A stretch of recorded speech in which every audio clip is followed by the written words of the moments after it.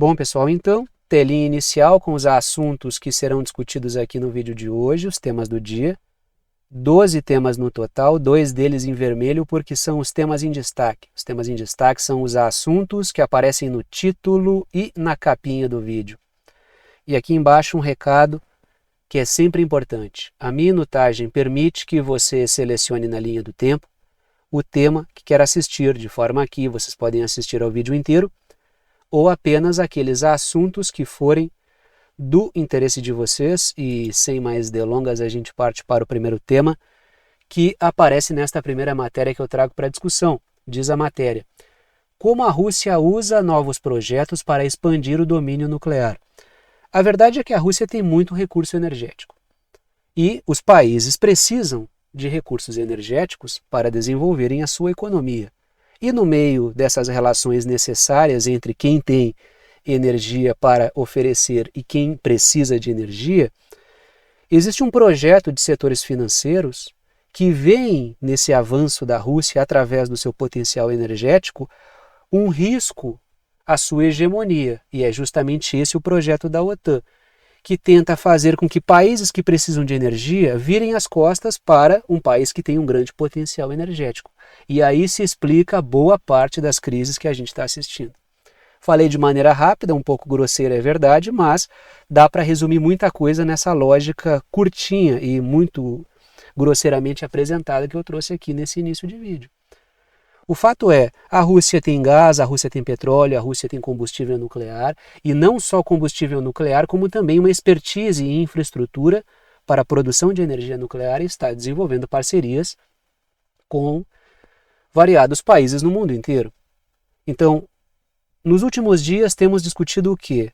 Todo o drama que a Europa vive por causa de um projeto que força a Europa a virar as costas para todo o potencial de energia barata que a Rússia pode oferecer para o continente e toda a crise que a Europa vive por causa disso. Agora vamos falar um pouquinho também sobre o aspecto nuclear, e as guerras se desenvolvem em torno dessa questão como um todo. Trago 2 pontos, começo pelas letras vermelhas. A Rússia está desenvolvendo mais de 10 projetos nucleares em território estrangeiro. Ou seja, a Rússia está estabelecendo parcerias não só com países do sul global, países que precisam dessa energia barata para desenvolver a sua economia, porque a energia barata dá competitividade para a indústria dos países, vide a Alemanha, né, que jogou essa energia barata pela janela e está desmoronando. Inclusive hoje eu vou trazer mais um aspecto de mais uma crise do setor industrial alemão, mais um ramo que está em risco, porque a Alemanha faz escolhas que lhe prejudicam, mas não se pode forçar todos os países a agirem como a Alemanha, que, diga-se de passagem, é um país militarmente ocupado pelos Estados Unidos e que por isso não tem autonomia e joga aí o seu futuro pela janela e faz com que a sua sociedade pague o preço disso, que é energia mais cara, um desenvolvimento industrial que não acontece, setores industriais que fecham e setores industriais históricos, diga-se de passagem, um dos grandes orgulhos da Alemanha, e a população acaba pagando a conta. E mantém no poder um governo que não faz escolhas que lhe favorecem. Agora, nem todo mundo vai fazer isso, obviamente, e ainda bem. Letras azuis.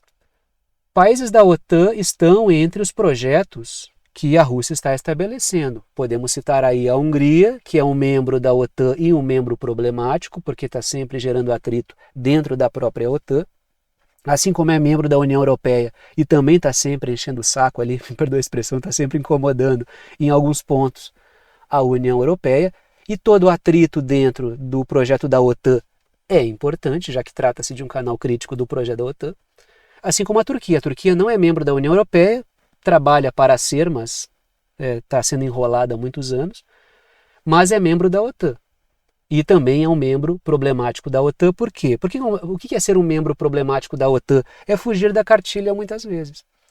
E um dos tópicos da cartilha da OTAN, estabelecidos pela cúpula da OTAN, os setores financeiros anglo e yankees, britânicos e estadunidenses, é não estabelecer relações energéticas com a Rússia. E justamente o que a Hungria faz, não só no campo nuclear, como também na questão dos combustíveis fósseis, né? A Hungria se recusa e a Turquia, ela também se recusa a sancionar a Rússia. Por quê? Porque ela perde com isso. Não é que Hungria e Turquia tenham governos que são fantoches da Rússia, como a mídia corporativa gosta de trazer. É que virar as costas para a Rússia é virar as costas para o seu desenvolvimento. Então, esses países ganham com isso, mantendo essas relações. Não fazem como a Alemanha, que ganha com algo, mas vira as costas para esse algo que lhe dá crescimento econômico. Por isso que eu falei, ainda bem que nem todo mundo é a Alemanha, né? E a Alemanha é um país com grande potencial. E está jogando o seu futuro pela janela. Daí a situação que a Alemanha vive, né? O fato é que a Europa, não só a Europa, mas a Europa, ela tem uma grande integração e um grande potencial com a Rússia se ela olhar com carinho para isso, na verdade. Se ela não virar as costas para esse projeto. Então a energia russa é importante para o desenvolvimento industrial europeu. Mas setores britânicos e estadunidenses, eles têm evitado esse tipo de relação benéfica para a Europa continental, benéfica para a União Europeia. Trago 2 pontos, letras vermelhas. Continuamos nessa discussão aí a cara do Biden, né? Gosto de trazer fotos diferentes do Biden. A Rússia, começo pelas letras vermelhas. A Rússia domina o mercado de combustível nuclear no mundo e por isso consegue estabelecer várias parcerias a preços muito bons. Inclusive, os Estados Unidos demandam o combustível nuclear da Rússia. Eles criam um arcabouço ali dizendo que não pode negociar energia nuclear com a Rússia, mas sempre deixam uma brecha e um dispositivo mínimo para que o combustível nuclear russo possa continuar entrando. Por quê? Para não destruir o seu setor energético também. Então há essa necessidade. Agora, quando a Europa vai fazer o mesmo tipo de movimento, os Estados Unidos caem de pau em cima.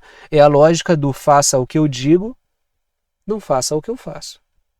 Falei várias vezes sobre esse tipo de ocorrência aqui, né? Os Estados Unidos falam sobre não comprar o combustível nuclear russo, não estabelecer relações energéticas com a Rússia, mas eles próprios criam dispositivos com brechas para manter as suas relações com a Rússia e para seguirem comprando o importante combustível nuclear da Rússia que mantém a sua energia. Letras azuis. A energia nuclear avança num cenário de combate ao carbono. Então, nesse caso aí, não vai dar para criar o discurso do combustível russo, o destruidor do planeta, como fazem com a questão do petróleo, por exemplo, né? Que comprar o petróleo russo não é apenas alimentar uma autocracia, mas também é contribuir para o aquecimento global, que é o que se faz normalmente quando o petróleo é russo, ou quando o petróleo é iraniano, quando o petróleo é venezuelano, né? Agora, quando o petróleo é dos Estados Unidos, não se fala muito isso. A mídia corporativa passa um pouco ao largo dessa discussão. Agora, sobre a energia nuclear, não dá para fazer isso aí, porque não contribui para o aquecimento global. Aí é o que? Uma alternativa. Então, se o pessoal tenta trancar com um discurso certos combustíveis russos, outros não dá para trancar com o mesmo discurso. Aí a Rússia aparece como uma alternativa também a essa questão da redução do carbono, né? É o que eu digo, entendeu? Rússia e China são muito importantes para a economia global, para o pessoal achar que vai, de repente, trancar os dois para o lado de fora da brincadeira. Não tem como fazer uma coisa dessa, dada a importância que ambos têm. O grande problema é, tem certos setores que apostam nisso, ainda que sugere uma verdadeira loucura no mundo todo. Mas é um projeto suicida. Dado o estágio de desenvolvimento econômico do mundo, como é que vai se prescindir de Rússia e China? Isso é um projeto maluco. Mas ninguém nunca disse que esses setores oligárquicos aí não eram malucos, né? Letras vermelhas. A Rússia e a China estão oferecendo alternativas ao modelo baseado em combustíveis fósseis, assim como também a Rússia oferece combustíveis fósseis. Quer a energia tradicional? Tenho.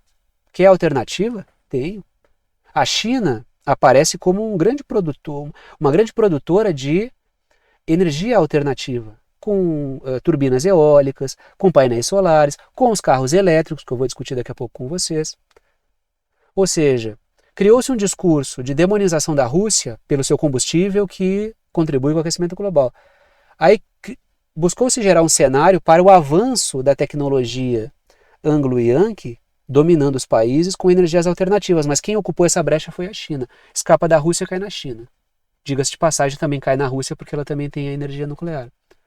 Por isso que em alguns países da Europa existe uma demonização inclusive da energia nuclear. Então fica se perguntando que tipo de energia vai usar, né? Porque não pode usar o gás da Rússia. Não pode usar o gás da Rússia. Não pode usar a energia nuclear da Rússia. Então a pessoa começa a demonizar todo tipo de energia. Aí fica muito difícil mesmo, né?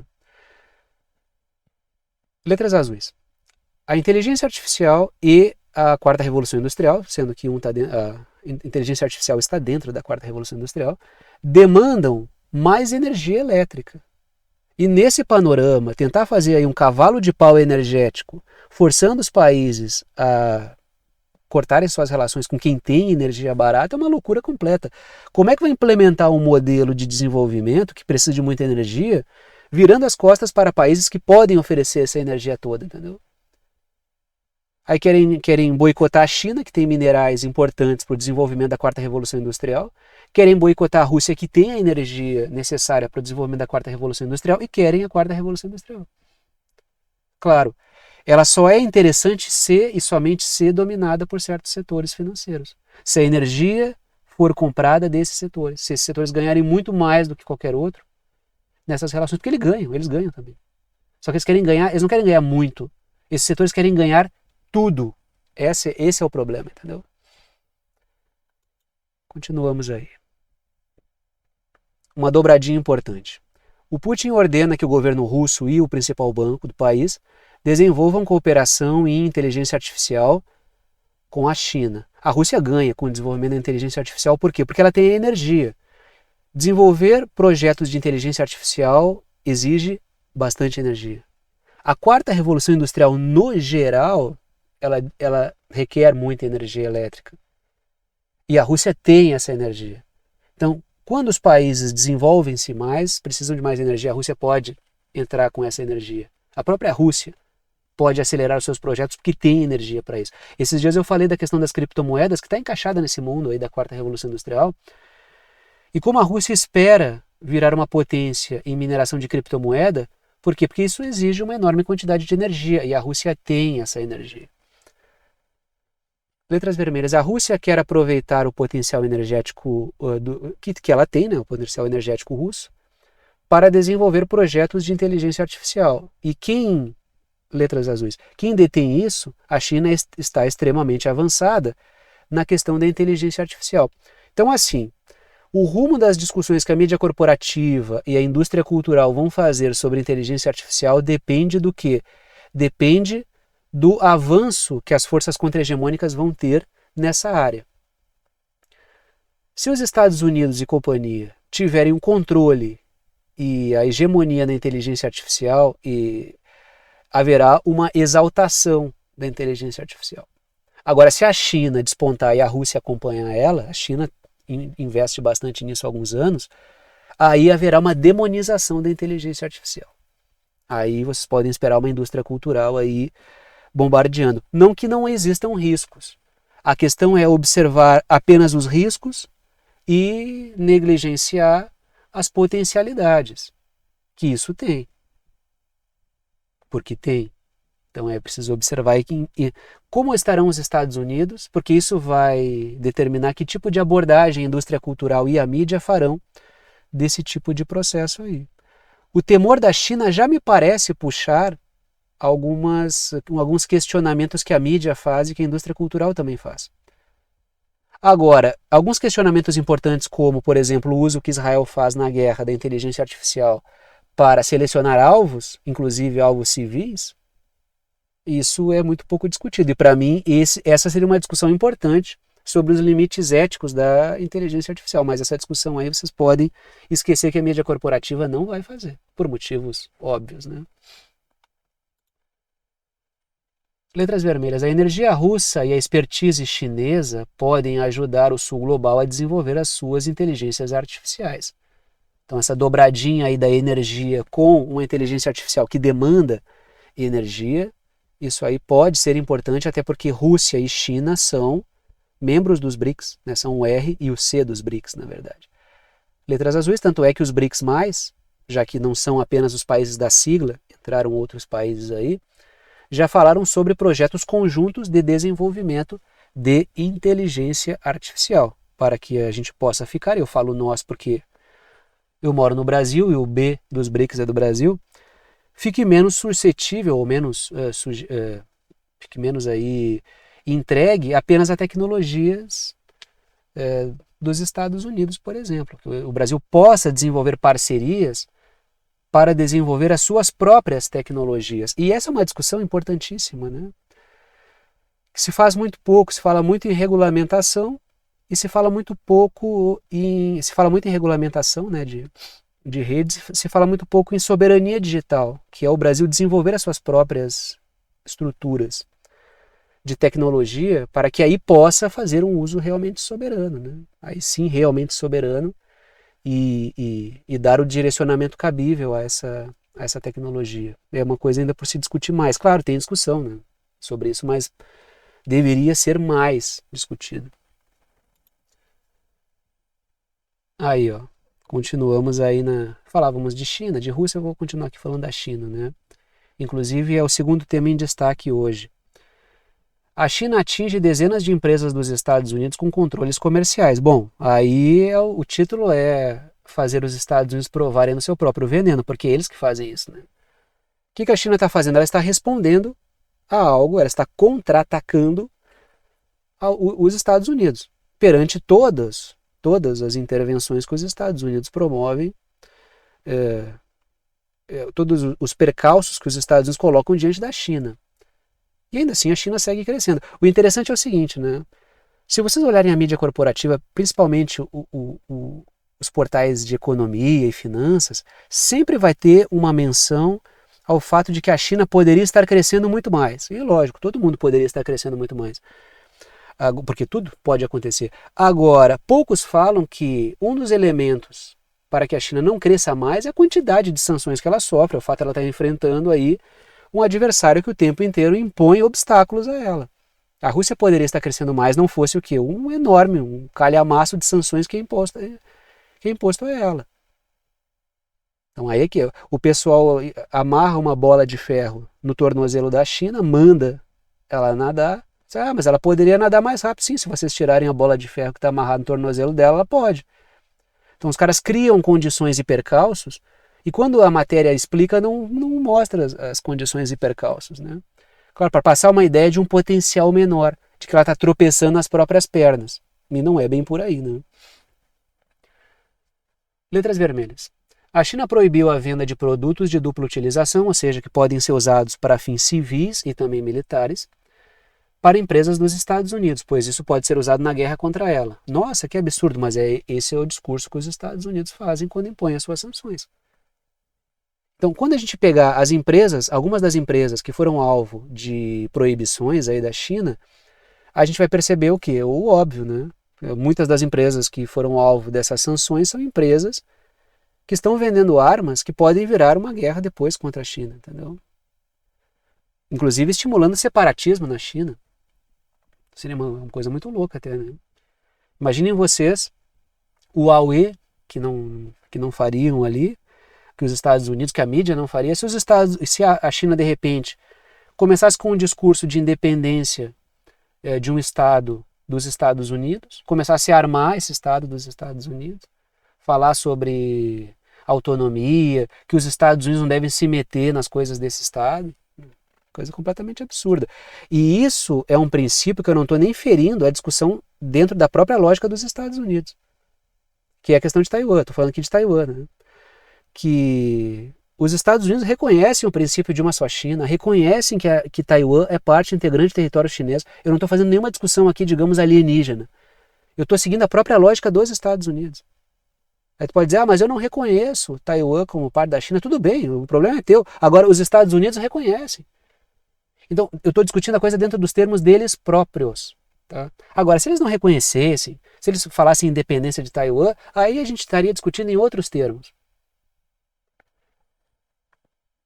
Letras azuis. Armas de várias dessas empresas foram vendidas para Taiwan, que, segundo os Estados Unidos mesmos, é parte integrante do território chinês. Porque Taiwan é China, está ali circulado em vermelho Taiwan. Tá? Letras vermelhas. Empresas como Raytheon, que é uma empresa que tem como um dos seus representantes o cara que aparece aí na foto, que é o Lloyd Austin. Deve dizer, mas quem é Lloyd Austin? Lloyd Austin é o chefe do Pentágono, é o secretário de Defesa dos Estados Unidos.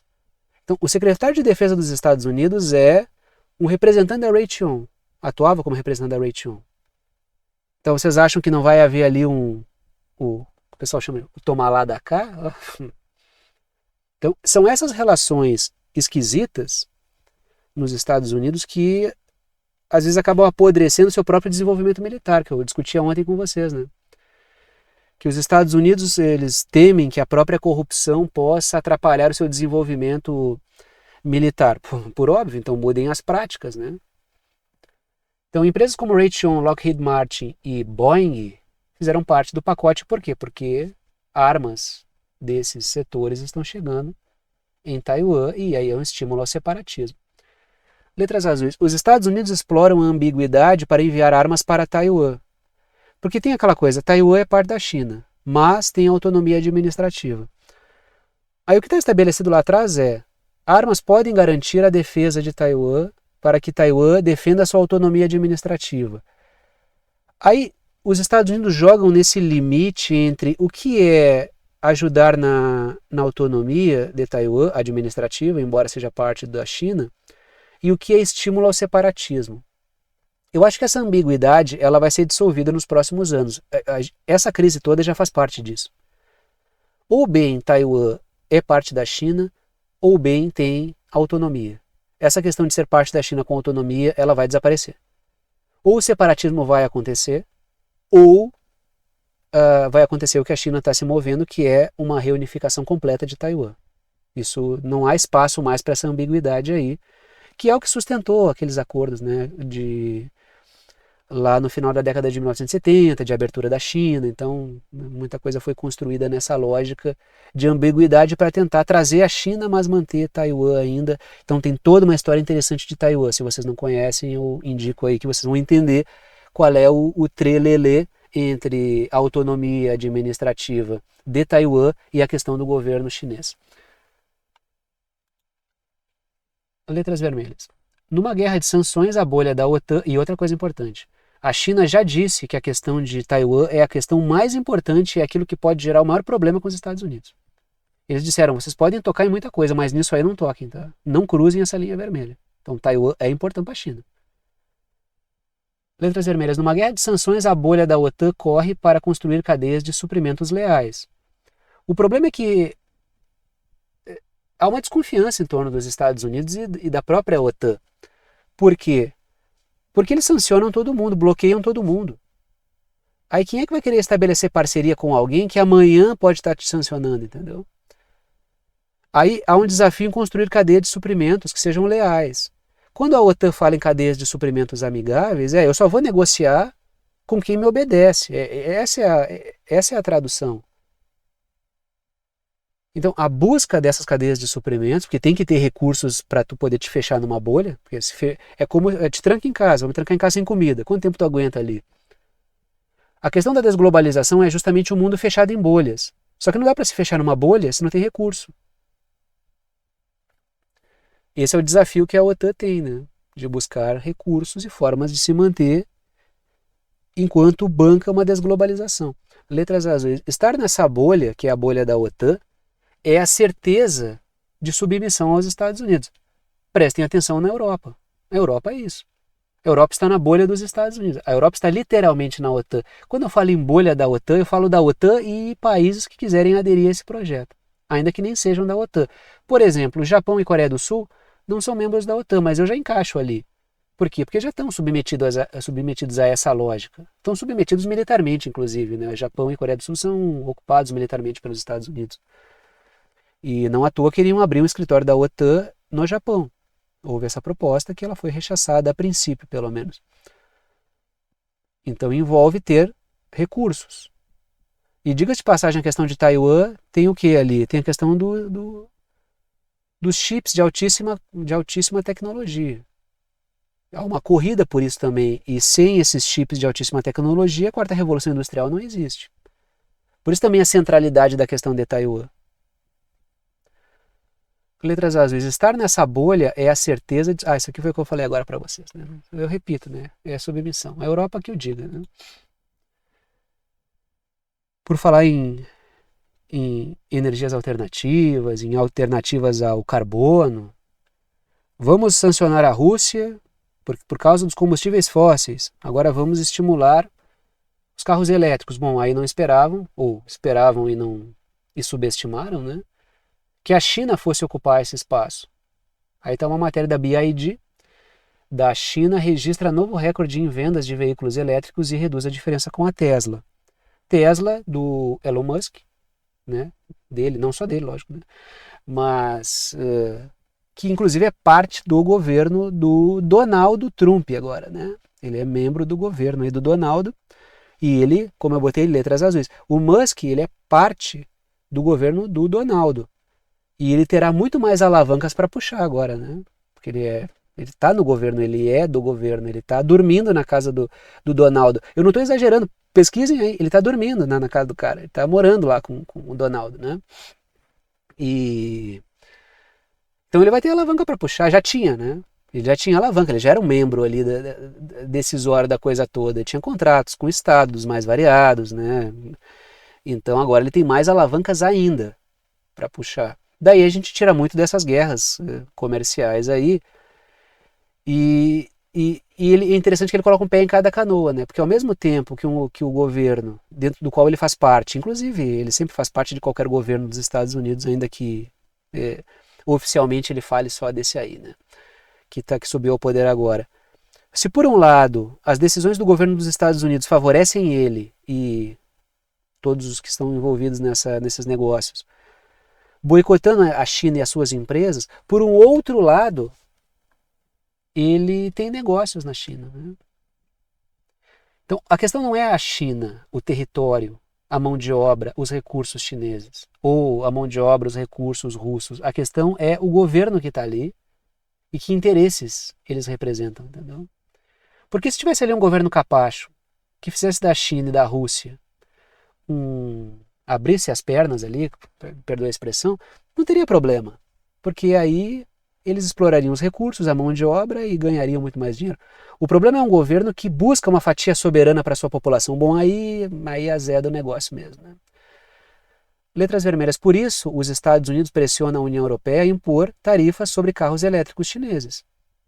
Por quê? Para que a sua indústria de carros elétricos avance. O grande problema, a Alemanha, por exemplo, ela detesta essa ideia de impor tarifas sobre os carros elétricos chineses na Europa. Por quê? Porque isso pode gerar retaliações na China sobre os carros alemães, que tem nos mercados chineses uma grande opção. Tem no mercado chinês uma grande saída dos seus carros. E isso pode piorar mais o quadro de uma Alemanha que já está fechando espaços produtivos da indústria de carros. Entendeu? Então é aquela coisa que eu comentei com vocês no início. A Alemanha acaba embarcando num projeto ruim para ela, muito ruim. Esse projeto aí é muito ruim e... Bom, já está falando da Alemanha mesmo, né? Vamos continuar falando dela. A indústria alemã de painéis solares debate-se com diminuição da procura. Então vive aí uma crise no setor de painéis solares da Alemanha, como tantos outros setores industriais da Alemanha. A indústria automobilística, a indústria química, a gente já viu várias, e empresas históricas da Alemanha, né, que fazem parte ali digamos, do DNA e do orgulho alemão, que estão fechando espaços produtivos históricos. Letras vermelhas. Houve crescimento inicial dessa indústria aí dos painéis solares na Alemanha, dada a campanha contra o carbono, né, por causa dessa questão ambiental, das mudanças climáticas, assim por diante, e após as sanções contra a Rússia. Então, energias alternativas, por motivos ambientais e também para substituir o gás russo, fundamental para a Alemanha. Aí houve um crescimento rápido dessa indústria de painéis solares aí. Só que o problema é que esse crescimento se deu com subsídio do governo alemão, subsídio do Estado, e todos esses subsídios e, no geral, pacotes que fomentam a economia e que também gera um bem-estar social maior para a sociedade alemã, assim como na Europa como um todo, a realidade ela anda por aí, né?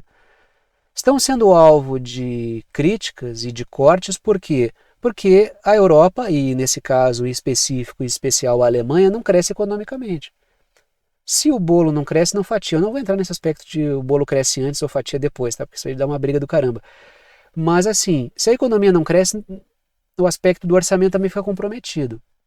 Isso num cenário em que a OTAN pressiona a Europa a gastar mais com a indústria de armas, para comprar armas dos Estados Unidos para se defender de um ataque russo que vai dominar o mundo inteiro, que é a versão louca da OTAN. Então como é que a Alemanha vai conseguir conciliar essas coisas todas? Letras azuis, mas manter crescimento depende de subsídios do governo que secaram.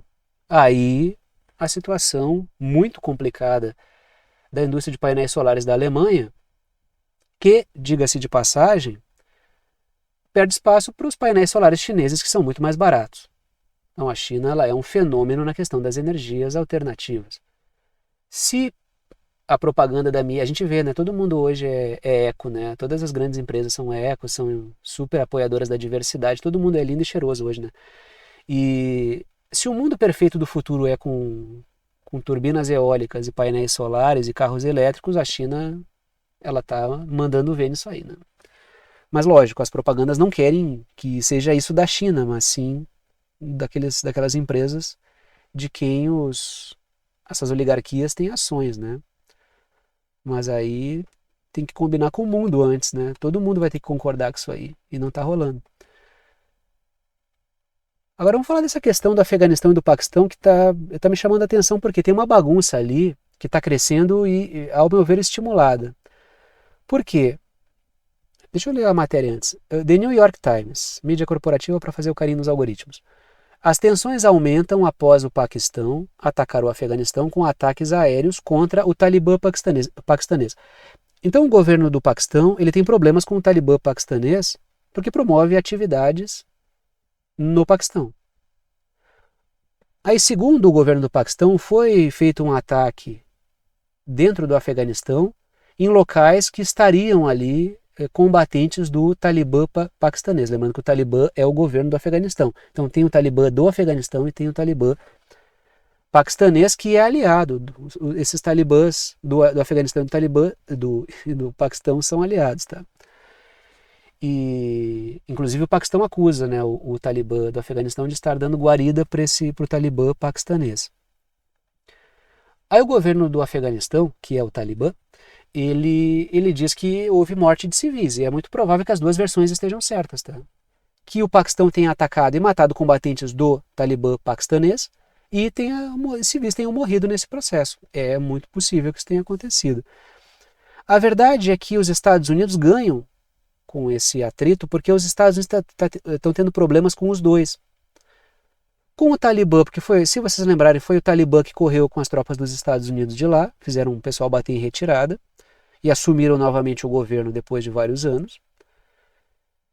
E o Paquistão, porque o Paquistão está desenvolvendo tecnologia militar e isso não é do gosto dos Estados Unidos, até porque o Paquistão tem armas nucleares, então tem uma margem de autonomia maior. Letras vermelhas, o Talibã é adversário dos Estados Unidos, o Talibã do Afeganistão, então o governo do Afeganistão é adversário dos Estados Unidos, e os Estados Unidos têm tentado frear projetos militares do Paquistão.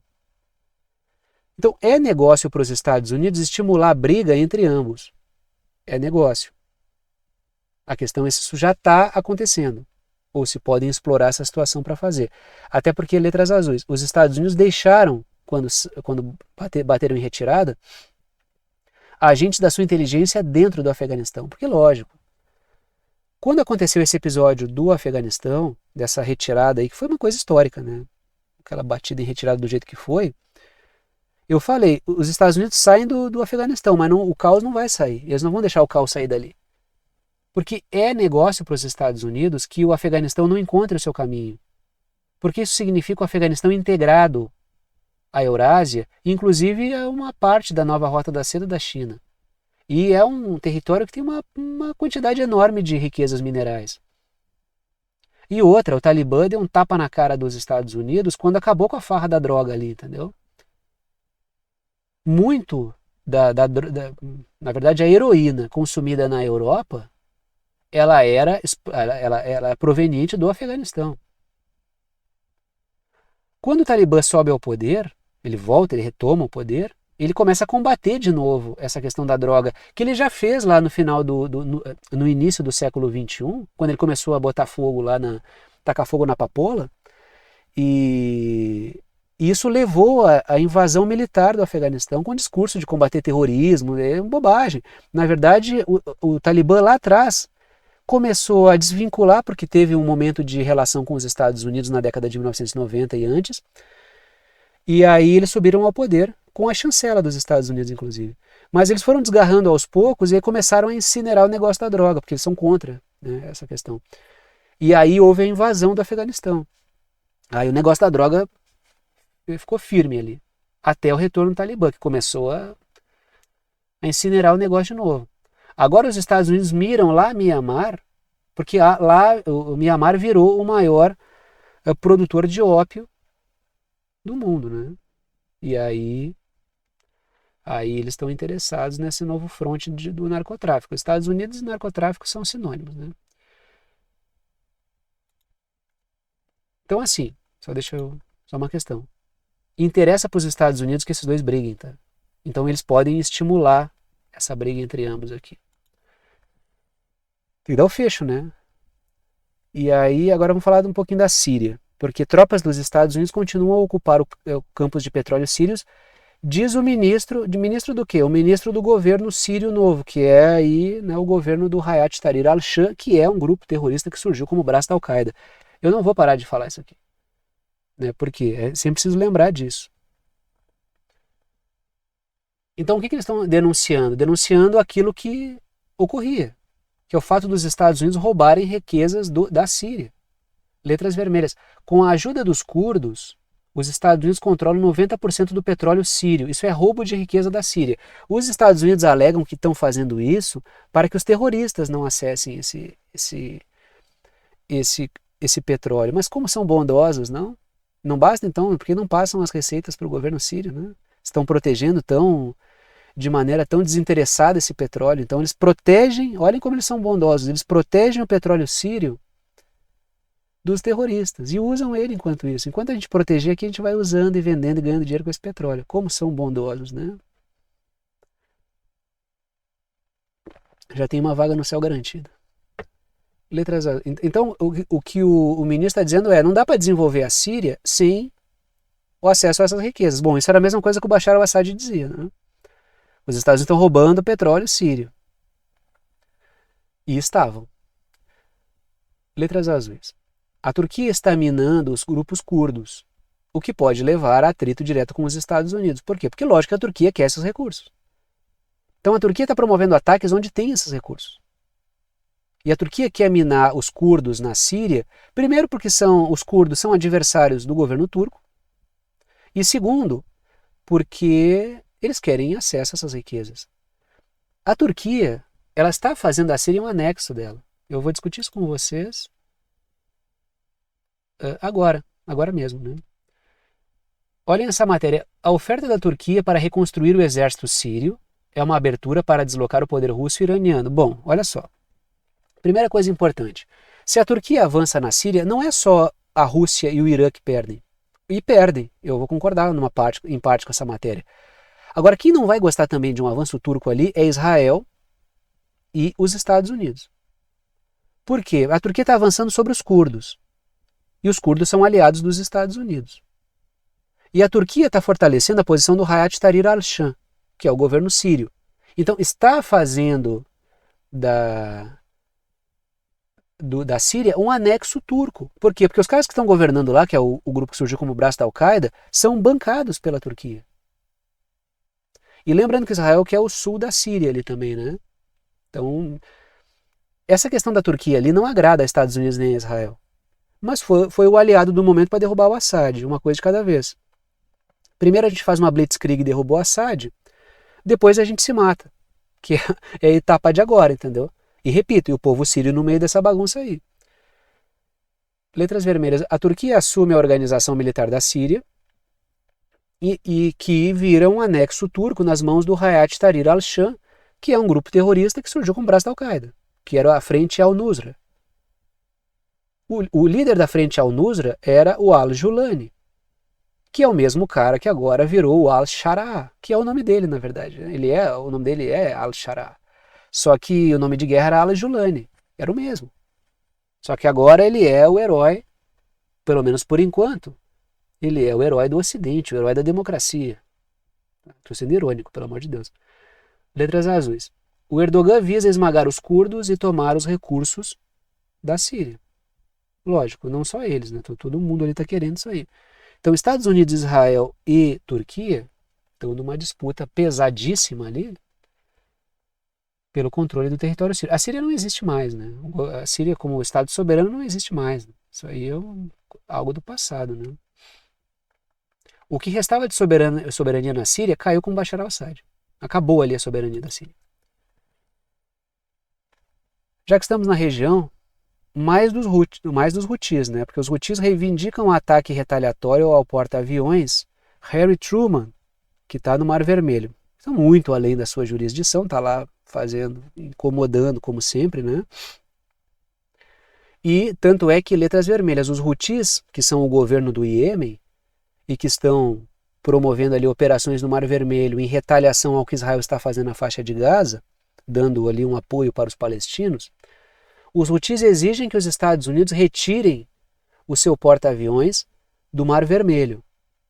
Então percebam que os Houthis, assim, ó, o Iêmen está sendo atacado por Reino Unido, Israel e Estados Unidos diariamente, praticamente a gente pode dizer, né? São ataques pesadíssimos, ataques muito fortes que estão sendo feitos no Iêmen, visando destruir os mísseis dos Houthis que estão atacando toda hora o território de Israel. Israel não sabe exatamente o que fazer com esses mísseis, porque não consegue barrar eles. Só que não consegue encontrar onde é que estão armazenados esses mísseis. E por que não consegue? Porque não está conseguindo infiltrar a gente da inteligência no meio dos Houthis, que estão limpando trincheira, evitando que qualquer pessoa infiltrada entregue essas posições aí. Então, a questão é que os Houthis são um problema para os Estados Unidos. Os próprios Houthis já disseram que os Estados Unidos propuseram ali um suborno para eles pararem de fazer o que eles estão fazendo. Quando os caras tentam subornar, é porque eles não estão conseguindo na base da violência. Os Estados Unidos gastaram uma enorme quantidade de dinheiro, estão gastando uma banana de dinheiro lá, e os Houthis toda hora derrubam um drone caríssimo dos Estados Unidos. Não é um drone desses que o cara... esses pequenininhos aí que o pessoal usa com joystick ali para fazer imagem aérea em casa, né, essas coisas. Não é aqueles pequenininhos, é um drone enorme. Eu até já trouxe fotos com pessoas paradas ao lado do drone, um drone gigante, que custam milhões. E os Houthis estão toda hora derrubando um. Tanto é que eu coloquei ali, ó, letras azuis. Os Houthis dizem ter derrubado agora recentemente o 14º drone MQ-9 Reaper. Pesquisem aí, MQ-9 Reaper, se vocês não assistiram esse vídeo que eu falei, e olhem o tamanho do drone. Eles já derrubaram 14. Cada um desses aí custa dezenas de milhões de dólares para fazer. Então, os Estados Unidos já tiveram ali um prejuízo gigantesco, tá? Com esses ataques dos Houthis. Derrubaram um caça dias atrás, que os Estados Unidos dizem que foi um fogo amigo, e daqui a pouco vão botar no fundo do mar aí uma banheira dessa dos Estados Unidos que estão lá incomodando. O fato é que eles estão gerando percalços. E a coisa fica difícil. Os Houthis estão gerando um problema do tamanho do universo ali para os Estados Unidos. Agora a gente fala um pouco aí, a gente vem para a América Latina e vamos falar desse caso da Xiomara Castro, que é a presidente de Honduras. Ela é esposa do Zelaya, Manuel Zelaya, que... É Manuel, né? É Manuel Zelaya. Né? O primeiro nome eu sempre esqueço, mas é Manuel Zelaya também. Que já foi presidente de Honduras e ele foi alvo de um golpe, porque ele venceu as eleições mais ou menos com um discurso ali brando, que ia manter, o mercado gostou, os interesses transnacionais gostaram, parecia uma figura meio morna. Aí o cara subiu ao poder e começou a fazer tudo certo. Promoveu um estelionato eleitoral do bem, começou a fazer um governo popular e soberano. Bom, aí ele foi apeado do poder com um golpe, ele foi golpeado, ele foi derrubado do poder. E a Xiomara Castro é a esposa dele, tá? A esposa do Zelaya.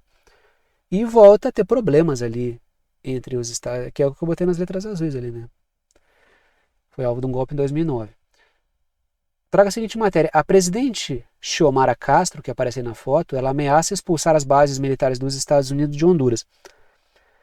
Aí eu não sei se isso é uma tentativa de... Isso é um alerta? Ou se ela já está antecipando, sabendo o que vai acontecer, para ter um ensejo para criar uma campanha para tirar as bases dali. Aí a gente tem que avaliar. Mas é uma fala importante da Xiomara Castro, né? Letras vermelhas. A Xiomara faz um alerta caso os Estados Unidos hostilizem imigrantes hondurenhos que vivem nos Estados Unidos. Aí é o seguinte: primeiro, o Donaldo, ele não está nem aí para o que a Xiomara Castro está falando. E ela sabe que ele não está nem aí para isso. Ele não vai olhar, não, agora eu vou mudar minha conduta porque o governo de Honduras está me ameaçando. Ele não vai dar bola para isso. E ela é sabedora disso, ela tem traquejo político, né? Ela pode estar fazendo isso para criar uma campanha, para retirar as bases dali. Me parece algo mais realista dentro da lógica da Xiomara Castro. Não me parece que ela esteja num devaneio achando que a ameaça dela vai fazer alguma diferença, porque ela sabe que um dos pilares do governo que entrou nos Estados Unidos, do Donaldo, é esse ataque aos migrantes. Então, eu acho que ela está criando uma campanha alicerçada no que ela sabe que provavelmente vai acontecer, tá? Então, acho que a coisa é mais por aí. Continuamos nesse assunto, letras vermelhas. Tá ali Honduras, tá? Pintada de laranja, e os Estados Unidos pintada de amarelo. O dinheiro que os hondurenhos que estão nos Estados Unidos remetem de volta para o seu país é 25% do PIB de Honduras, ou seja, é bastante dinheiro. Então, isso fará falta, isso é um quarto do PIB de Honduras, tá? Tem bastante hondurenho nos Estados Unidos. E, claro, a economia de Honduras é uma economia bastante complicada ali, né? Tem várias limitações. Só que esse jogo da Xiomara, claro, o objetivo é fazer uma pressão, porque sabe que isso é uma fatia importante do dinheiro que vem para Honduras? Sim. Agora, se a gente aqui está vendo que essa é uma ameaça que não faz muito sentido no plano real, é lógico que ela sabe disso, entendeu? Para mim, honestamente falando, eu acho que ela está plantando uma campanha para remoção para ter, por exemplo, assim, ó, ela já queria fazer isso. Ela já tem atritado aí com os Estados Unidos direto, né? Ela já fez várias falas críticas aos Estados Unidos. E eu acho que ela está procurando um ensejo para isso, para tirar as bases de lá, entendeu? Letras azuis. Essas bases estão desde a década de 1980 lá, que eu me lembro, né? Letras azuis. Os Estados Unidos ameaçaram Honduras por relações com a Venezuela. Teve até queda de ministro ali, teve todo um episódio que eu discuti com vocês aqui no canal. Então não é de agora o atrito com a Xiomara Castro. E aí a gente conclui, como sempre, no continente africano. 13 soldados, traga a seguinte matéria: 13 soldados congoleses foram condenados à morte por deserção e assassinato. Primeiro, tá? Os militares da República Democrática do Congo fazem isso porque estão querendo passar uma mensagem e disciplinar a tropa. Mas a necessidade disso, de lançar mão desse expediente para disciplinar a tropa e diante de deserções, revela a dificuldade do quadro. Tá? Por quê? Porque a República Democrática do Congo combate grupos rebeldes, e aí eu estou falando principalmente do M23, que já é sabido que são bancados por Ruanda, que também ganha dinheiro bancando a atividade desse grupo M23. Letras vermelhas. Existe um quadro de dificuldade na luta contra o M23, que são bancados por Ruanda. Isso não é nenhum segredo de Estado, tá? Isso aí já é bastante público, tá? E aí tem um interesse especial aí na República Democrática do Congo, que é a atividade da exploração das suas riquezas. Letras azuis. Os rebeldes exploram riquezas da República Democrática do Congo, que são vendidas para empresas transnacionais. Dias atrás eu trouxe aqui uma discussão sobre empresas transnacionais que compram esses recursos e estão sendo denunciadas pelo governo. Eu trouxe até nominalmente o nome das empresas envolvidas ali, quando eu discuti essa questão antes. Só que o fato é que, primeiro, Ruanda ganha com isso e por isso continua bancando o M23. E tem outros países que também estão ganhando com isso ali do entorno e fortalecem esse tipo de atividade. E tem as próprias empresas transnacionais com muito dinheiro que continuam mantendo essa atividade que abastece grupos que agem contra a República Democrática do Congo. Ou seja, esse grupo M23 tem muito dinheiro ali em volta dele, entendeu? Tem muita grana. Então é difícil combater quando tem muito dinheiro assim envolvido. Tanto é que a República Democrática do Congo, por exemplo, recebe o apoio de Angola, que tenta promover um diálogo ali entre a República Democrática do Congo e Ruanda, para colocar fim a essa situação. Por quê? Porque se essa questão estabiliza, a Angola já está desenvolvendo parcerias para que todo esse minério explorado no centro do continente ele venha a escoar pelo porto de Angola. Daí fala-se ali do corredor Lobito, toda essa questão, né? Então tem muita gente envolvida, interessada na estabilização, mas também tem gente interessada na desestabilização, entendeu? Esse é o grande problema. E o dinheiro vai alimentando isso aí. Tem grupo rebelde atuando, muito bem armado, ele está explorando riqueza que é importante, ou ele está atrapalhando alguém para que alguém não explore aquela riqueza. Então não é só uma questão interna, embora existam as questões internas ali. É uma questão também fomentada de fora. E a última notícia do dia, né? Continuamos no continente africano porque o ministro da Defesa da Etiópia visita a Somália em um sinal de distensão. Aí é um claro sinal de distensão, tá? Evitou-se, me parece, né? Tudo pode mudar. Agora, havia uma situação muito complicada e difícil de desarmar. Eu falei várias vezes isso aqui, eu não sei nem de cabeça o número de vezes que eu trouxe essa questão da Etiópia e da Somália, que é uma questão que poderia descambar para uma guerra regional. Agora, houve ali uma mediação da Turquia, que entrou bem nesse processo, né? Foi bem sucedida e conseguiu botar os lados para conversarem. E a visita do ministro da Defesa da Etiópia à Somália é um marco importante disso aí. Então me parece que houve uma situação que foi desarmada ali. Até porque assim, para a Etiópia não seria negócio, porque a Etiópia tem todos os seus problemas para resolver, tem problema também já com o Egito, tem problema com o Sudão, tem problema com grupos rebeldes. Então ela não queria comprar mais um problema para ela fazendo uma guerra ali, até porque todo mundo apoiaria a Somália. E para a Somália seria menos negócio ainda. Porque qual é a questão que estava envolvida ali, né? Letras vermelhas, a Turquia tem intermediado negociações entre os países. Porque a Etiópia quer uma saída para o mar e começou a negociar, já falei várias vezes, mas repito rapidinho para vocês. Queria uma saída pelo mar pela Somalilândia, que é uma região autônoma da Somália. Em troca dessa saída para o mar, a Etiópia teria que reconhecer a independência da Somalilândia como país. E aí a Somália não gostou, porque isso é uma intervenção na soberania, e na verdade é a mesma, né? Só que a Somália é uma federação de regiões autônomas, então ela tem uma coesão muito complicada de se manter. Tanto é que o governo da Somália hoje, o governo central, ele está tendo problema com a Jubalândia também, que fica lá, lá colada no Quênia. Porque foi intervir ali no processo político da Jubalândia, que é outra região da Somália, como a Somalilândia, e acabou, então, num conflito mesmo, né, conflito armado. E que teve até um episódio que envolveu a Etiópia também aí nesse entreveiro, mas isso aí é outra questão que eu já discuti aqui. O fato é que a Somália também não queria, porque além de tudo, além de ter seus problemas com as regiões autônomas, o governo central da Somália ainda combate o Al-Shabaab, que é um grupo rebelde. Letras azuis. A Etiópia tem 10 mil soldados na Somália. Por quê? Porque eles ajudam a Somália a combater o Al-Shabaab. Se a Etiópia retira esse contingente, a coisa vai ficar mais difícil ainda. Então, não era negócio para nenhum dos dois enfiar o pé no acelerador. Então, houve um recuo, o que é importante, porque evitar uma guerra regional aí, nem a Etiópia ganharia, a Etiópia, diga-se de passagem, é membro dos BRICS, nem a Etiópia ganharia e nem a Somália ganharia. Essa guerra aí não seria negócio para ninguém. Então, parece que a coisa está andando bem. Que siga assim, né?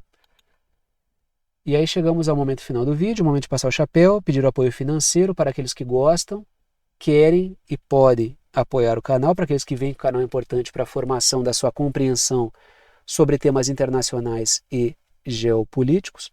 Sempre comento com vocês que apenas os anúncios e propagandas que aparecem ao longo do vídeo não garantem a existência do canal. Se eu fosse depender da receita das propagandas para manter o trabalho com este nível de dedicação, ficaria difícil manter esse trabalho. O que mantém efetivamente este trabalho aqui, com este nível de dedicação, é o apoio financeiro dado por alguns de vocês, a quem eu sou extremamente grato pela confiança no trabalho. Estão aí as 3 formas de apoio, não estão em ordem de importância, todas as 3 são bem-vindas. Coloco 3 para que vocês optem por uma delas, aquela que for mais prática para vocês. Seja lá que maneira vocês escolham aí para apoiar o canal, vocês apoiam com o valor que vocês quiserem, uma ajuda solidária. Ajuda quem pode, ajuda quem quer e ajuda com quanto quiser. E o conteúdo fica aberto para todo mundo. Primeira forma de apoio é por boleto bancário ou cartão de crédito pela plataforma Apoia-se, tem o endereço, o link, o site do Apoia-se, que é uma plataforma de apoio virtual. Segunda forma de apoio é pelo Pix, tá aí a chave Pix, que é uma chave de e-mail. Tem gente que usa o número do celular como chave Pix, tem gente que usa o número do CPF como chave Pix, tem gente que usa o número do CNPJ como chave Pix, eu uso o e-mail. Se vocês escreverem, digitarem lá na chave Pix, pixverdadeconcreta@gmail.com, pixverdadeconcreta@gmail.com, vai aparecer o meu nome, que é Thiago, e vocês podem fazer a doação com o valor que vocês quiserem. Terceira forma de apoio é pelo botão Seja Membro, o botão fica embaixo do vídeo, ajuda direto pelo YouTube, tem várias faixas de valor. Vocês escolhem aquela que estiver dentro do valor que vocês quiserem apoiar. E repito, todas as formas são bem-vindas. Repito também, agradeço aos que apoiam pela confiança no trabalho. Vou parando por aqui e tchau para vocês.